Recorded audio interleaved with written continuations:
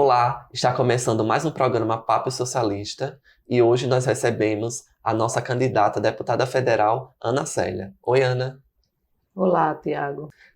Ana, para a gente começar, eu queria saber um pouco quem é Ana Célia, né, onde você nasceu e como iniciou a sua militância política. A Ana Célia Siqueira, eu sou natural de Ceará-Mirim, aqui no Rio Grande do Norte, onde eu resido. Sou professora atualmente aposentada, me aposentei em 2020, então para mim ainda é muito recente, né? Militante da educação. Comecei minha militância no Sindicato dos Trabalhadores em Educação, lá em Ceará-Mirim. Eu diria que, paralelo a isso, já uma militância no Partido dos Trabalhadores, onde nós organizamos um grupo pequeno em Ceará-Mirim, formado de professores e estudantes, para fazer uma campanha do PT. Mas, na verdade, eu diria que muito antes disso eu era militante sem saber, porque eu tive um início assim, de vida pública na igreja católica, nos grupos de jovens, na pastoral de juventude do meio popular. Foi onde eu descobri as ideias de socialismo, as ideias de lutar contra a exploração, a opressão. E ali eu já começava a querer não só entender isso, como passar para outras pessoas, né?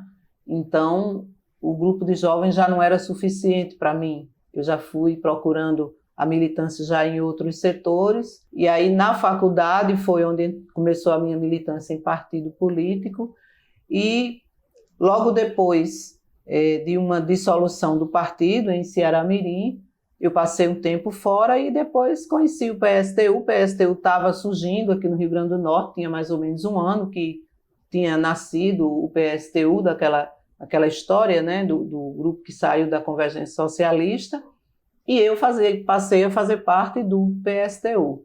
Então tem bastante tempo. E eu gosto também de registrar nessa história que a minha vocação pela política e para lutar por direitos e pensar numa sociedade melhor para todos, ela surgiu dentro de casa, porque o meu pai, Francisco Canindé, conhecido em Ceará-Mirim como Chico Berto, meu pai era pedreiro e era semi-analfabeto, mas ele nos ensinou muito, ele conversava muito em casa, e ele, trabalhador da usina, a famosa usina São Francisco, e ele contava muitas histórias em casa. Ele era um homem assim, de personalidade muito forte, então ele contava em casa muitas histórias que aconteciam na usina. E já naquela época ele lutava dentro da usina contra as injustiças que ele via lá.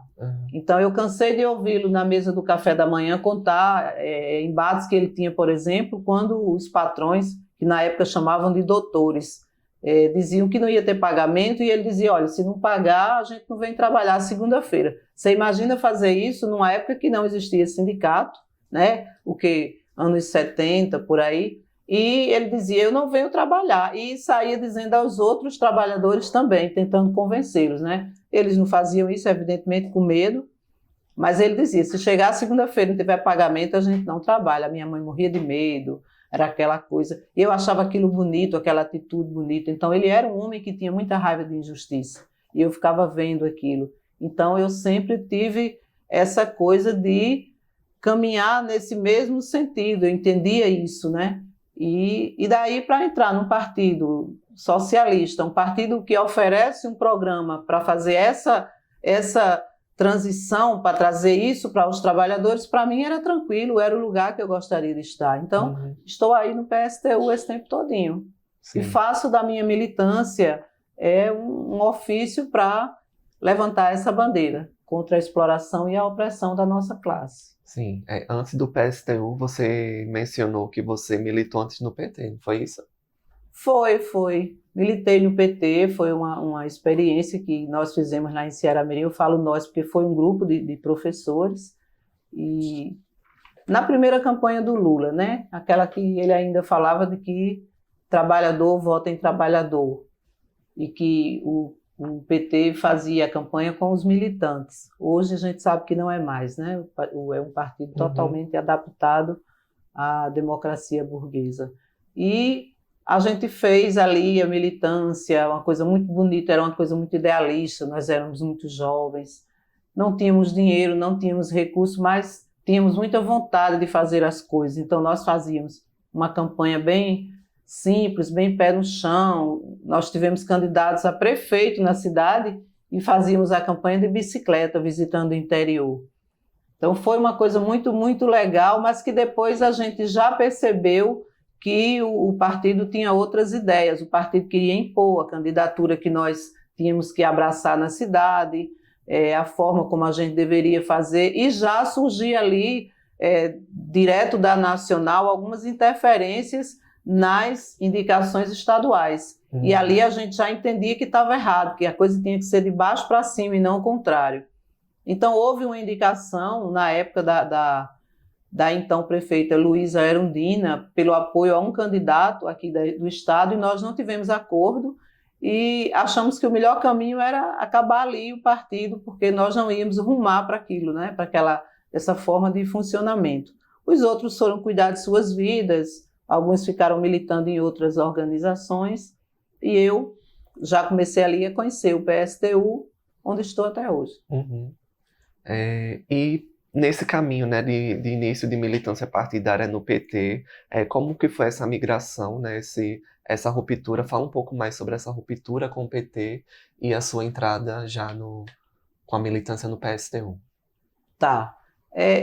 Eu já teci um pouco sobre isso, né, antes, porque foi exatamente, nós estávamos fazendo uma coisa com idealismo, com a proposta, com a ideia, né, de uma nova sociedade, de um partido formado de trabalhadores. E eu lembro que na época tinha um médico na cidade que queria ser candidato a prefeito, e o Partido dos Trabalhadores em nível estadual queria que fosse esse médico, e nós queríamos que fosse um operário, que morava em Ceará-Mirim, um senhor que tinha uma história muito bonita no movimento sem terra.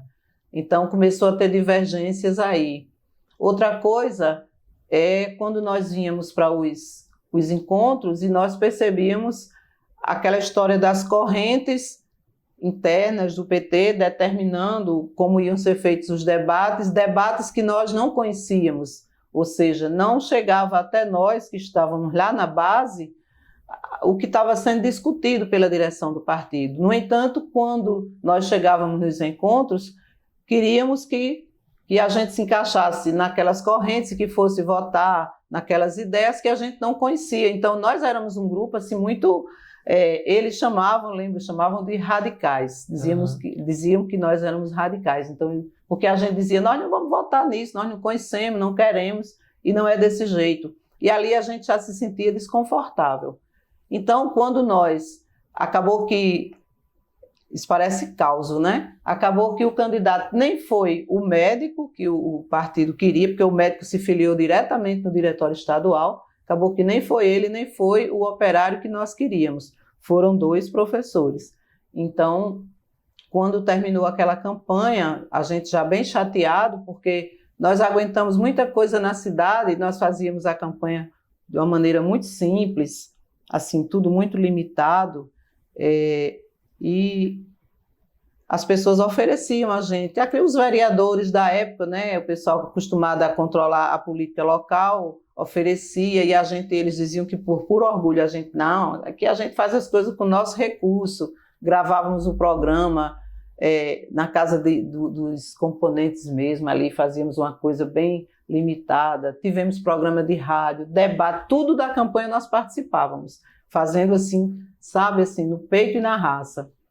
É uma história muito bonita, que a gente até se emociona de lembrar, e eu quero aqui mandar um abraço, se tiver alguém dessa época assistindo, eu quero mandar um abraço, um cheiro muito grande, e dizer que vocês fazem parte de uma história muito bonita. Não vou nomear, porque acho que é interessante, uma vez que a gente não tem autorização, não sei se é interessante nomear, mas essas pessoas sabem quem são.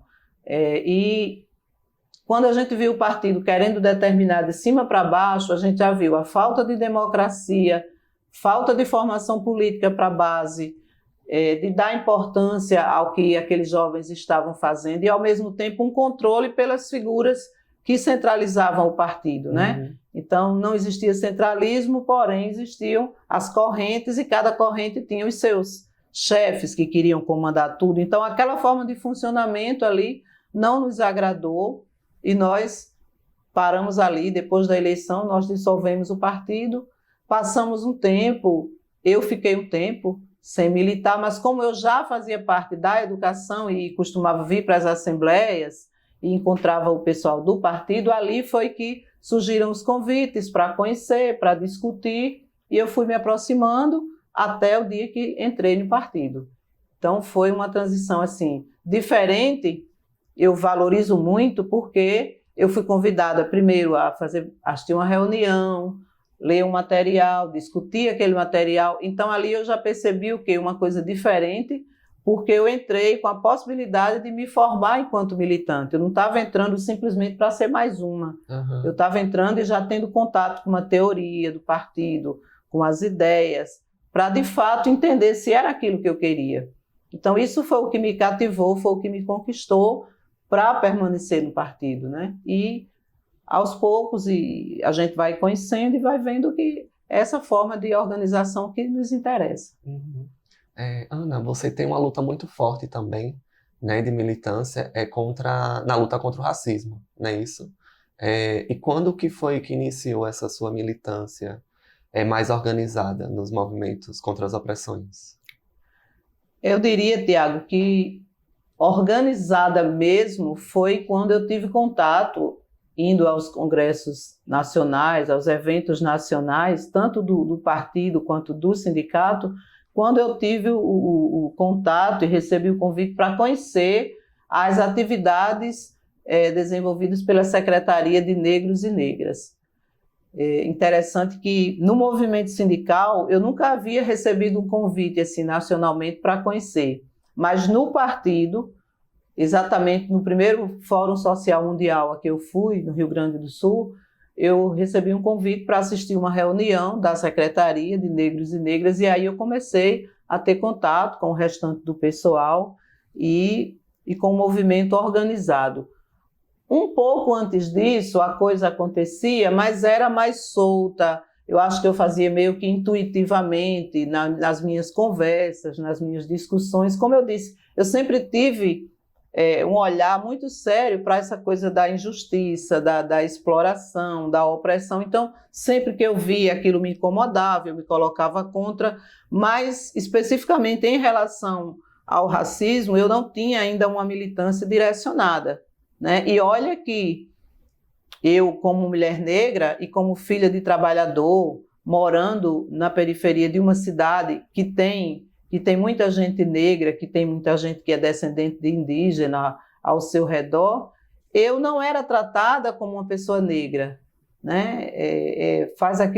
Tem a ver com aquilo que a gente chama do mito da democracia racial, né? E da invisibilidade também. Então eu cresci sendo tratada como morena, e as pessoas, como diz a Vitória Santa Cruz no poema Gritaram-me Negra, né? As pessoas, para amenizar, aí nos chamam de morena, e eu ainda era moreninha. Sim. Aquela moreninha inteligente, aquela moreninha... Ainda no diminutivo, né? Coloca. Exatamente, aquela moreninha inteligente. E quando eu estudava, eu ouvi muito isso dos diretores de escola e dos professores, comigo e com o meu irmão. São dois meninos, eles são moreninhos, olhozinhos, tá? Eles são moreninhos, são humildezinhos, moram ali naquele bairro, mas são bastante inteligentes e são bons alunos. O mas mostra toda a diferença. Então não é esperado de uma criança que é pobre, que é negra, que mora num bairro de periferia, que seja inteligente. Mas nós éramos assim. E eu cresci sendo essa moreninha inteligente, agradável para todo mundo e aquela história toda. Então, até entender isso, o que que significava, por que tinha essa nomenclatura, por que era dessa forma, levou muito tempo. muito tempo. Então, no partido, quando eu tive contato com a Secretaria de Negros e Negras, com as discussões, com o material, aí a coisa foi se organizando para mim, enquanto plataforma, vamos dizer assim, pela qual eu pudesse lutar e com a qual eu pudesse lutar, porque não basta lutar, você tem que saber contra o que você está lutando e o que você defende. Então, aí eu fui conhecendo a questão do racismo, como é que se dá, como a gente deve fazer, e passei a fazer parte organicamente desses eventos, lendo, fazendo cursos, fazendo formação, ao mesmo tempo em que fazia isso para fora. Então, passei a ser convidada para fazer isso em escolas, onde eu estava trabalhando em outras escolas, em outros eventos fora da escola, né? Na cidade onde eu moro, faço muito isso, até a gente organizar o Quilombo Raça e Classe, né? Que é a nossa organização em nível nacional, e fazer uma coisa mais direcionada. Mas a minha militância ela se deu organicamente quando eu tive contato para essas pequenas reuniões que acontecem nos eventos nacionais. Sim. Ana, a gente sabe que os índices, né, de violência às pessoas negras, eles, cada pesquisa que sai, são maiores, né? Como que você avalia a condução desses governos em relação a essa luta contra o racismo? Eu vejo muito o seguinte, que acontece, e os números são assim, assustadores. Vou contar uma coisa. Recentemente, nós estávamos nos organizando para elaborar o programa do partido, né, para as eleições, não para elaborar, porque o partido já está elaborado, para sistematizar o programa, e eu estava relendo algumas coisas, lendo, pesquisando. Olha, eu vou te contar, tem que ser muito frio, tem que ter emocionalmente falando, tem que ser uma pessoa muito, para não se incomodar, principalmente quando a gente está falando de nós mesmos, né? E eu lendo os dados, tanto de assassinatos, quanto de desemprego, de fome. Cara, parecia uma coisa assim, proposital. A cada parágrafo que eu lia, a cada texto que eu lia, tinha que ter uma partezinha lá que colocava os números são sempre maiores quando nós falamos de negros, de pessoas negras, de mulheres negras, quando fala da violência, do desemprego, agora dos que estão passando fome, dos que estão sem casa. Então, algo que nos incomoda profundamente. Teve um momento que eu parei de ler, porque aquilo estava me dando já uma aflição muito grande, né? Por quê? Porque isso não é de agora. É bom que se diga que esses dados não são de agora. Os dados estão saltando aos olhos agora, porque a coisa está tão evidente que não tem mais. Há um tempo atrás, você não via muito isso, por exemplo, na mídia oficial, falar desses dados e ter esses parágrafos para dizer, olha, aqui tem desemprego, mas a população negra é maior. Você está vendo isso atualmente. Então, saltam aos olhos e incomoda muito. Por outro lado, ainda tem muito de invisibilidade, de subnotificação, tá? Sempre que possível, eles jogam esses dados nos crimes comuns e deixam passar. Ainda tem outra coisa que eu acho muito ruim, que é o crime de racismo ele não ser tratado como tal. Não é tratado como tal. Quando acontece, sempre se diz que tem conotação. Eu já vi vários casos em que, por exemplo, é filmado, é registrado e a população diz, aí houve racismo, foi um caso de racismo. Mas quando você vê alguém da polícia, um delegado falando, ou um advogado, dizendo que vai ser investigado, ele diz, tem característica, nós vamos apurar se teve, e não se diz, não se trata a coisa pelo nome, né?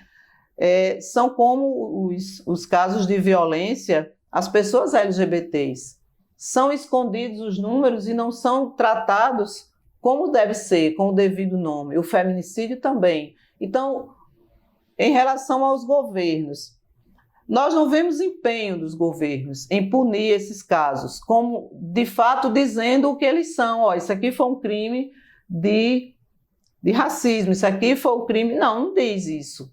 sabe? Tenta de todo modo colocar outros nomes, dar outras características, né? Porque dando nome ao problema, você tem que resolver o problema como ele é.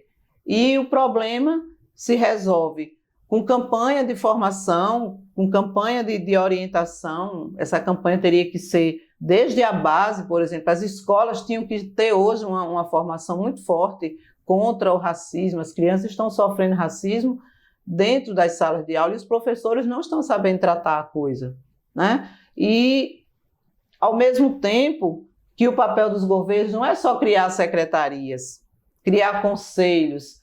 Para desenvolver a política, teria que ter recursos para que essas secretarias funcionassem. Não basta pegar, cooptar as pessoas que estão nos movimentos, levantando as bandeiras contra o racismo, levantando as bandeiras das LGBTs. Não basta só criar a secretaria e cooptar essas pessoas para dentro das secretarias. Teria que ter política e ter recurso para essas secretarias funcionarem. Mas não tem, não é porque falta dinheiro, não tem porque não é prioridade dos governos.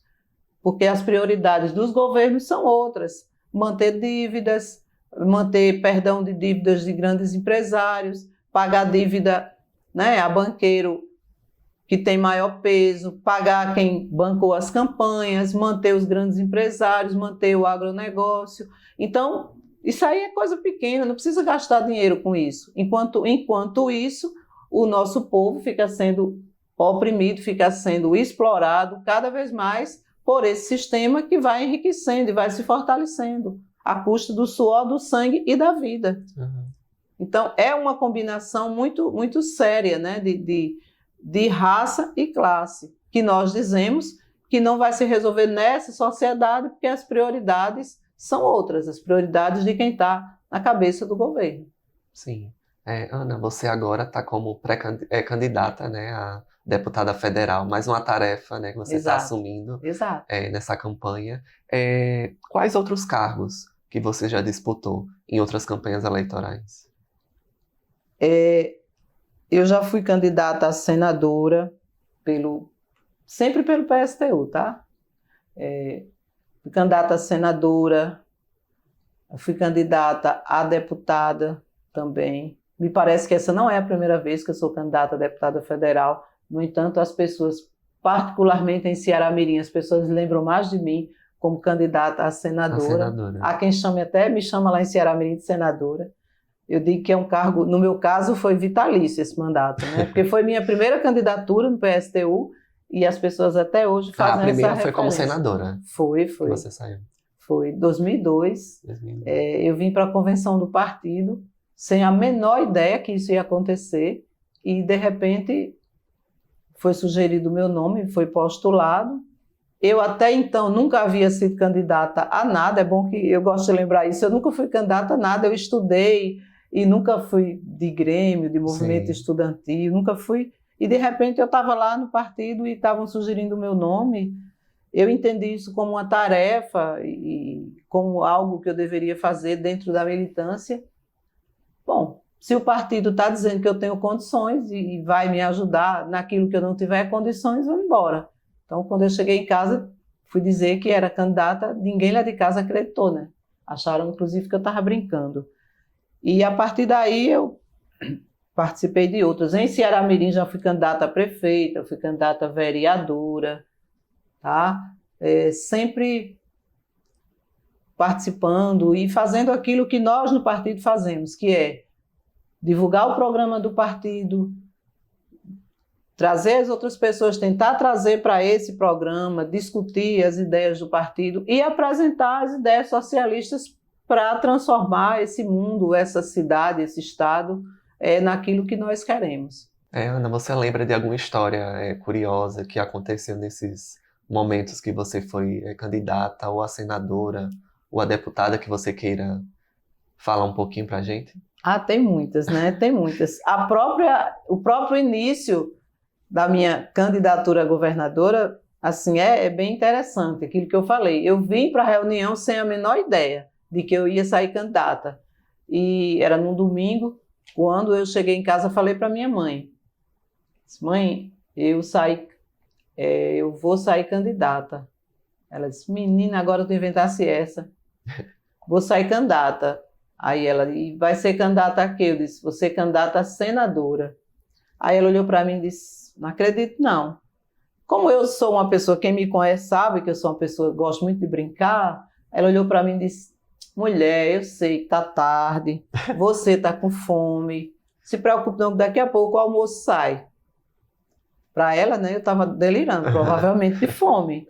E ela só veio acreditar realmente quando começaram a chegar os panfletos, Aí o caiu a material ficha do pra ela. partido. Aí ela entendeu. Ela fez o quê? Nada. Aí ela entrou na campanha. Como é que ela entrou na campanha? Ela botou os panfletos assim, num cantinho, na sala tem uma mesinha que ela coloca as imagens dela, ela é muito católica, e aí ela coloca lá, não tem ninguém que entre ou que passe na rua vendendo alguma coisa, encoste na porta que saia sem o panfleto. Ah, minha filha é candidata. E ela vai lá e entrega o panfleto. Já agora, este ano, ela já disse a dela, né? Lá vem vocês de novo. Minha mãe tem 81 anos. Aí ela disse, lá vem vocês querendo que eu vote. Porque ela vota se quiser. Eu disse, não, mulher, mas a senhora não é obrigada a votar, não. Ela disse, não, mas se o PSTU tem candidato e você está candidato, eu vou votar. Mas é isso. Então, tem essas histórias curiosas, até de fora da campanha, né? Em Ceará-Mirim mesmo, eu estava fazendo uma compra numa loja e o pessoal fazendo aquele famoso cadastro, né? E aí a moça, acho que era novata na loja, e a moça aqui no computador, eu do lado, aí ela olhava para mim, olhava para o computador, aí olhava para mim, e um jeito assim meio desconfiada, e ela olhava, aí ela, bem educada, disse, desculpa, posso perguntar uma coisa? Pode, moça. A senhora é senadora? Eu disse, não, mas aqui na sua ficha tem Ana Célia Siqueira, e lá na frente tem senadora. Então, já tem até registro em loja com esse nome, né? Eu espero que isso não me traga complicações futuras e não tenha aí uma fiscalização. Mas é isso, são muitas histórias que vão surgindo. Assim. Eu só não quero que essas histórias virem folclore, né? Eu sempre digo isso quando eu vou dar entrevista lá em Ceará-Mirim, porque às vezes cidade do interior tem muito essas figuras folclóricas, né? Fulano é conhecido com tal nome, fulano tem tal apelido, aí o pessoal vai descobrir porquê dessas histórias. Então, quando um dia eu não tiver mais aqui na terra, nesse plano, eu espero que não vire um folclore em Ceará-Mirim, Ana Célia senadora. Eu espero que tenha deixado mais do que isso e as pessoas tenham aprendido, buscado entender um pouco daquilo que a Ana Célia falava, né? Que, na verdade, tudo isso, seja como senadora, como deputada, prefeita, vereadora, tudo isso é uma trajetória onde a gente vai dizendo aquilo em que acredita e dizendo que outro modelo de sociedade é possível. Na hora em que a gente está falando é porque a gente acredita. E, às vezes, a gente inconscientemente faz até mais do que isso. Na minha candidatura a senadora, algo assim inesquecível, apesar de ter sido a primeira candidatura, é ouvir as pessoas dizendo que eu ajudei a derrotar o candidato Geraldo Mello, que na época era um nome muito forte, e logo depois... Ele também estava concorrendo ao Senado? Estava concorrendo ao Senado, e em Ceará-Mirim ele costumava dizer que era a terra dele, então tem pessoas apaixonadas por ele, e acho que agora mais do que nunca, né, que ele morreu, aí o pessoal vira... Quem era até então eleitor vira algo como, sei lá, discípulo, admirador, né? E ele era candidato, então tinham outros também, mas eu lembro que tinha ele e existia um desgaste muito grande dos Mello em Ceará-Mirim, porque a família Mello lá em Ceará-Mirim mandava e desmandava, né? E segurava muito pela questão do emprego. Então, tinha a usina, da qual eles foram donos, o Geraldo Mello foi dono, empregava muita gente, e a usina que foi falindo, as pessoas tinham uma raiva, um ranço, né? Um sentimento ruim, porque ele foi senador, ele foi governador, vice-governador, aliás. Todos os cargos possíveis, né? Tudo eles ocuparam, né? A mulher dele foi prefeita, e a cidade foi sempre a mesma coisa. Achavam que ele podia ter desenvolvido muito mais. Então, existia um descontentamento muito grande e, ao ter uma outra candidatura, muita gente votou na época, né, era aquela eleição que vota em 2 candidatos, que podia escolher duas candidaturas. Aí as pessoas votavam com Ana Célia, com isso foi enfraquecendo a candidatura dele. Eu não digo a ninguém, não acho que eu tenha derrotado Geraldo Mello. Agora, achar que eu fiz parte, isso aí, para mim, é algo que me deixa muito feliz. E aí, quando terminou a eleição, a apuração, uns 2 dias depois, eu venho passando na cidade, bem tranquila, né, com a minha chinelinha, esse meu jeito de ser, bem tranquilamente, e vem uma passeata comemorando a derrota do Geraldo Mello. E aí as pessoas gritam para mim, venha para cá, venha para cá, venha para cá, você também, você ajudou a derrotar o Geraldo Mello. Então há quem diga isso até hoje. Assim, são coisas que a gente faz sem perceber, inconscientemente, né? Porque a nossa candidatura é isso. Uma outra coisa, Tiago, que eu acho importante dizer, e eu digo muito isso, eu passei a ser candidata, e eu digo, eu estou candidata, não é assim, eu não procurei o PSTU para ser candidata, eu passei a ser candidata não é porque eu fui procurar o PSTU, pelo contrário, né? O PSTU quem me escolheu, eu já estava no partido quando o PSTU me escolheu. Por que é que eu digo isso? Porque é muito comum as pessoas dizerem, eu quero ser vereadora, eu vou procurar um partido para me candidatar, né? Eu quero ser isso, vou procurar o partido. Não, eu nunca quis ser candidata e não procurei o partido para ser. E o PSTU não atua simplesmente dessa forma, das pessoas virem lá não sei de onde, porque querem ser candidatas e caem no partido. Então eu estava no partido e o partido entendeu que eu poderia desempenhar, cumprir essa tarefa. Como tem sido até hoje, né? O partido não impõe, é bom também dizer isso, o partido não diz simplesmente que a gente tem que ser candidato, mas quando o partido diz que nós podemos ser e nós temos essa característica, então a gente vai e acredita no partido que está dizendo isso. Ana, a sua família sempre recebeu bem a sua militância, a sua história de militância? Tem uma filha engajada na política? Sempre, sempre. Tem, eu não diria da minha família, do meu núcleo familiar ali mais próximo, mas mais distante tem sempre aquele ou aquela que acha que eu poderia estar em outro partido, que eu poderia estar em outro patamar, que eu devia ir para um partido que eu ganhasse alguma coisa, que eu não tivesse que gastar para ser candidata. Tem aquelas perguntas de sempre, né? Mas, em geral, a família recebe bem, a família se engaja, os meus sobrinhos, eles não são militantes, mas quando eu estou candidata, de alguma maneira, eles contribuem, eles procuram acompanhar, indo a alguma atividade. Então, a família e os amigos já conhecem e já têm isso como parte da minha vida também. Não tenho nenhum problema com relação a isso. Ana, a gente já passou, né, pelo período das convenções, né, várias candidaturas já foram oficializadas, né, e os partidos eles colocaram diversos nomes, né, para concorrer à Câmara Federal, né. A gente tem inclusive o Henrique Alves, né, que agora está no PSB, né, um representante das oligarquias, né, que inclusive ele foi condenado, né, já junto com Eduardo Cunha, em processo de corrupção na Caixa, né? Esse é o candidato do PSB, né? Aí eu queria perguntar a você, qual a importância, né, do PSTU estar lançando a sua candidatura como deputada federal para para colocar todos esses debates? Acho que a primeira importância, assim, a primeira coisa que a gente deve lembrar é de que trabalhador vota em trabalhador.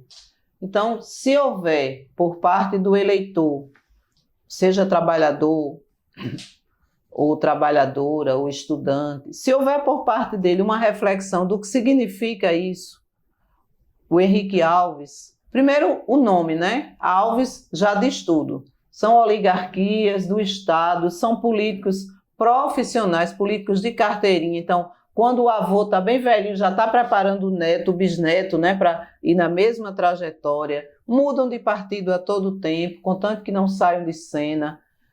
Contam, inclusive, que os Alves têm uma tática de se dividirem em diferentes partidos. contanto que no fim alguém sempre esteja se elegendo. E que sugam, na verdade, eles utilizam os cargos para sugarem da sociedade, né, para se enriquecerem, para se darem bem. E um cara que foi condenado, que foi envolvido em crimes de corrupção com outro também. Então as pessoas precisam entender a necessidade, primeiro, de renovar, de apostar em pessoas saídas do próprio grupo, né, trabalhadores, estudantes. Então a candidatura de Ana Célia, ela vem tentando trazer o nome de uma mulher, de uma negra, de uma pessoa que é militante, que sabe o que o povo precisa, porque faz parte desse mesmo povo, então, e está trazendo ideias que precisam ser defendidas lá, e não votar em representantes dessas oligarquias. Já chega da governadora Fátima, que está aí se colocando para a reeleição, ter pego pela mão e ter puxado esses alvos tudinho para perto dela, né? Dizer que é por amor ao Rio Grande do Norte, que precisa desse povo, que está todo mundo junto, e as pessoas não estão vendo isso com bons olhos. Então, a candidatura de Ana Célia, como deputada federal, está oferecendo ao trabalhador, à trabalhadora, negro, negra do Estado, a oportunidade de votar em alguém que conhece e que traz a bandeira da militância. Não é agora, não é só agora porque é eleição, sempre. Então, nós precisamos de ter, assim como nos outros estados, o PSTU tem candidaturas que precisam estar no Congresso para tentar desmanchar o que foi feito nesses últimos anos, né? Revogando aí a reforma trabalhista, a reforma sindical, essas reformas que acabam com a vida do trabalhador, porque muitas vezes, eu acho importante pensar sobre isso, as pessoas dizem assim, eu já tenho ouvido isso, deputado estadual eu ainda estou em dúvida, agora deputado federal também não tem muita importância mesmo, deputado federal a gente não sabe mesmo quem é, eu vou votar em alguém que eu conheço. Isso aí para mim já é um bom começo. Eu vou votar em alguém que eu conheço, porque realmente a legislatura, o mandato de um deputado federal é uma coisa mais distante de quem está aqui no Rio Grande do Norte. Está lá em Brasília, às vezes a pessoa não se dá conta.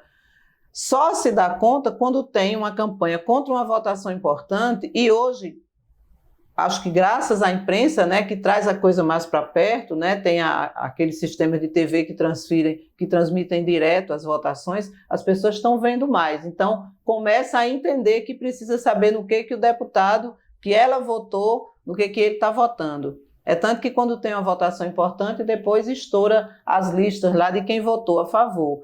E aí essas pessoas, essas oligarquias do nosso estado, elas estão lá se juntando para defender os interesses deles, de quem tem dinheiro, de quem tem, como tem as bancadas, né? De quem manda, né? Tem a bancada da bala, a bancada da Bíblia, a bancada dos bois, né? Que a bancada BBB. Do agronegócio, é a bancada BBB, exatamente. É uma bancada que se une para defender os interesses de quem manda nesse país, que são os donos do agronegócio, os donos dos bancos, né? Os grandes banqueiros, os grandes empresários. Então, por que nós não podemos ter lá representantes da nossa classe, né? Não é acreditar nessa história de que política é para quem tem dinheiro ou para políticos profissionais, é apostar numa coisa nova. Então, a candidatura de Ana Célia é de uma mulher negra, militante, que milita a sua vida toda e que precisa estar em nível nacional levando esses debates, né? E na hora de defender uma votação, na hora de apresentar projetos que defendam a classe, que defendam os setores mais oprimidos da nossa classe, possa contar com o apoio das pessoas, porque não basta estar lá sem as pessoas saberem o que está acontecendo aqui e vice-versa, né? O mandato nosso, ele é um ponto de apoio para as lutas que vão se desenrolando, porque nós não acreditamos que eleger um deputado, eleger um senador, somente isso vai fazer a mudança que nós queremos. Então é preciso haver uma conexão entre quem está no mandato e quem está construindo as lutas, de fato. Então, será esse ponto de apoio. Uhum. Ana, para a gente ir finalizando, qual a sua expectativa, né, para essa campanha, que está tanto nacionalmente quanto aqui, né? Qual a sua expectativa para essa campanha? E você pode também já aproveitar e pedir o apoio político para quem está assistindo. Certo. A expectativa Eu confesso a você que ainda eu não tenho assim uma ideia formada do que vai acontecer. Acho que à medida que a campanha vai, né, vai caminhando, a gente vai tendo essa ideia. Mas eu penso que aqui no Estado nós temos um espaço muito bom para fazer esse debate. Por aquilo que eu te disse antes, nós temos aí um cenário muito ruim, falando em termos de conjuntura econômica, né? Ainda ontem saiu outra matéria falando sobre a fome, sobre o desemprego. Acho que o Rio Grande do Norte está em 6º lugar, né? E quem vai falar sobre isso e dizer quem são os responsáveis e dizer como resolver isso é o PSTU. Os outros partidos, eles até podem dizer, mas eles não vão fazer isso de maneira aprofundada. Por quê? Porque o Rio Grande do Norte hoje está sendo governado por uma mulher, né, a professora Fátima Bezerra, que saiu dos setores populares, mas que há muito tempo deixou de falar em nome desse setor, deixou de representar. Representa os poderosos desse Estado. Está se aliando com as oligarquias que destruíram esse Estado.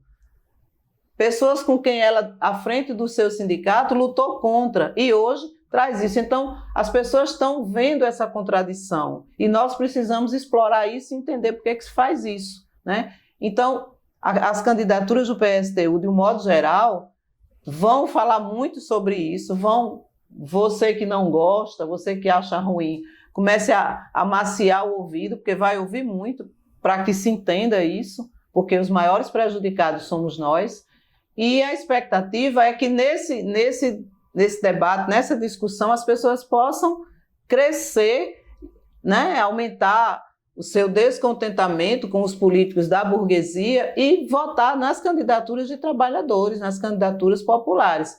É fato que nós não vamos estar nos espaços de mídia, porque a legislação eleitoral, nessa democracia dos ricos, ela nos exclui. Recentemente teve um debate na Band, que eu quero aqui mostrar o meu repúdio, aproveitar para dizer isso. Infelizmente, né, a nossa candidata foi convidada, depois foi excluída. A Rosália, candidata a governadora pelo PSTU, foi excluída do debate. E nós não vamos estar na propaganda oficial. A nossa propaganda vai ser pelas redes sociais, vai ser em todos os espaços e vai ser nas pessoas que acreditam nas nossas candidaturas que vão levar essas candidaturas adiante. O nosso programa, através dos seminários que nós vamos fazer, enfim, todos os espaços que nós pudermos estar perto do eleitor, nós vamos estar. Então, a nossa expectativa, não em relação a números ou em relação a votos, né? Se bem que todos os votos que puderem vir serão bem-vindos, você que está nos assistindo agora, quiser votar, nós ficamos satisfeitos, agradecemos o seu apoio, o seu voto, mas também levar essa candidatura adiante. Então, quem vota, pede um voto. Quem vota, divulga essa candidatura no seu local de trabalho, no seu local de estudo, chama o candidato para fazer pequenas reuniões no bairro, em casa, e nós vamos. Então, a nossa expectativa, a minha expectativa é que essa candidatura possa movimentar esse setor, sabe? Acho que mais do que votos em números, nós queremos pessoas acreditando, conhecendo esse programa, e a minha expectativa é que nós possamos mover essas pessoas, que são os estudantes, aqueles que já foram meus alunos, que já votam, as suas famílias que me conhecem aí pela Zona Norte de Natal, que tem muita gente, pelas escolas por onde eu passei.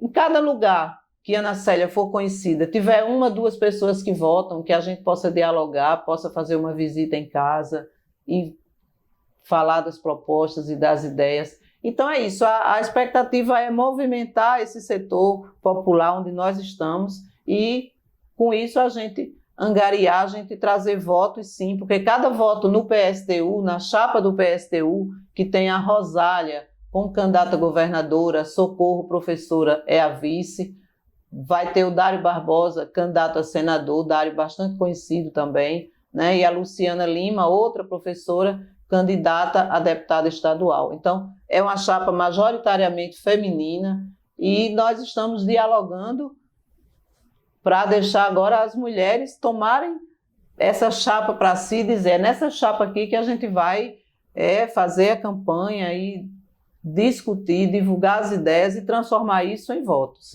E depois em militância para o PSTU, porque mais do que votar nós queremos, nós somos exigentes, né? Nós pedimos o voto, nós pedimos contribuições, porque a nossa campanha, quem banca são os trabalhadores, né? E depois nós queremos que quem votou venha para o partido, venha conhecer, porque só assim a gente vai poder construir essa ferramenta de luta pelo socialismo, que é aquilo que nós acreditamos e pelo qual nós lutamos, e que vai trazer a melhora definitiva para as nossas vidas, ou pelo menos vai melhorar e vai resolver os nossos problemas, o que não vai acontecer aqui nessa sociedade. Sim, é isso. Muito obrigado, viu, Ana? Obrigada, Tiago. E a gente finaliza aqui mais um Papo Socialista, né, com a professora Ana Célia.